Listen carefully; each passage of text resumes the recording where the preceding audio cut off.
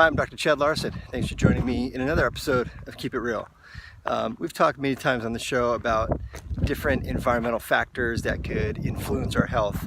And, there's kind of three main categories that fall into this situation where these three different categories could induce inflammation, they could cause chronic immune activation, which could lead to dysregulation of all kinds of different things in the body, leading to chronic symptoms. And so oftentimes we find ourselves trying to unpack, in the patients that we see, what of these environmental stressors that the individual is exposed to and causing problems. And those three main categories are dietary proteins. So we know that certain foods can certainly lead to chronic disease. Another category is pathogens, things like viruses, chronic virus infections, bacterial molds, parasites. These different kind of pathogens can cause chronic immune activation and inflammation and chronic disease. So oftentimes we have to search for those pathogens. And then the third category is chemicals. So we're exposed to lots of chemicals all the time. And certain people tolerate those chemicals no problem. And in other people, the body really loses tolerance to the presence of those chemicals. And one of the chemicals that has shown up over and over again in the literature has been phthalates. Phthalates are like plasticizers. They're usually parts of like plastics and rubber. They're what give rubbery plastics their stretchability and their flexibility. Even, so you find these all over the place. I mean, they're everywhere. They're the study that we're going to get to today is they contain food. They hold food. A lot of these plastics are what food is shipped around in, but it's all over the place. It's in your car.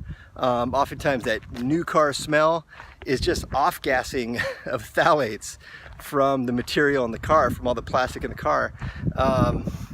We have phthalates, unfortunately, even in like kids' toys. This is what gives kids' toys the stretchy and gooiness that they like to bite and suck on and stuff. And oftentimes these have phthalates. Fortunately, there's some companies that realize this and they have like phthalate-free, material that they make their toys with in different kids' products. So fortunately, there are some conscious companies in this regard. But even if they're avoiding it there, unfortunately, everybody across all age groups are getting exposure to way too much phthalates. So a recent study wanted to look at some really trying to find what is like a really key consistent source of phthalates, because we can very easily measure phthalates in the system through different specimen evaluation, urinary or even blood evaluations for levels of phthalates.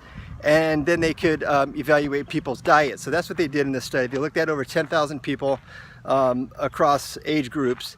And here's basically what they figured out.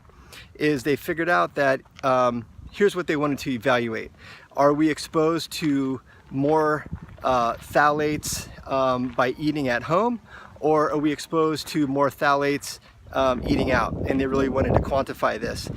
And so what they found out is when they say eating out, what we mean is fast food restaurants, regular restaurants, and cafeterias. Those are the sort of food situations that they looked in. And what they found out is that there's a really significant difference between the two. The more that people eat out, the more phthalates are in their system. It's just a very clear situation. And why are phthalates a big deal? Here's the biggest deal about phthalates, is that they're endocrine disruptors. They disrupt your hormones, and particularly they are anti-androgenic. They block certain male hormones, and females need a certain amount of male hormones, and males obviously need a lot more male hormones, so they focus mostly on men in this study. And what they figured out is that across the board of all age groups of men, that the phthalates are disrupting the hormones. And so they came up with an anti-androgen sort of numeric value relative to the amount of phthalate that they found in a person, in a male, and they found that the worst population that was affected was adolescents. And this is the age group that really needs more support for their hormone production than really any other group, and they found that this is the group that had the worst effects really. And so what they found out is that the adolescent boys and men who ate out had a 55% increase in the amount of phthalates that they were exposed to. A 55% difference between those who ate out and those who ate at home.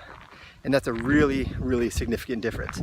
And not only is that a significant difference, but that amount of phthalate in the system causes a really significant disruption of the hormones. And there's a whole lot of downstream effects that amount of hormone disruption can have in a developing young man.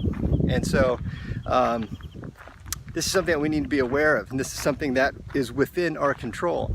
We can choose to, we could choose our dietary choices.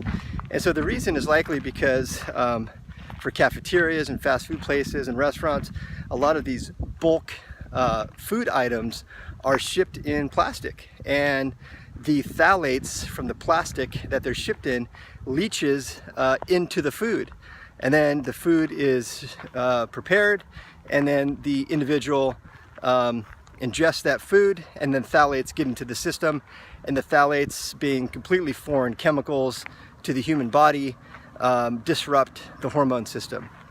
So that's the cascade of events that is modifiable and avoidable. So something that you need to be aware of. So I hope you enjoy your home cooked meal and your home cooked meal for your adolescents, because their future health depends on it. So I hope that you learned something there, and we'll talk to you next time. Until then, keep it real.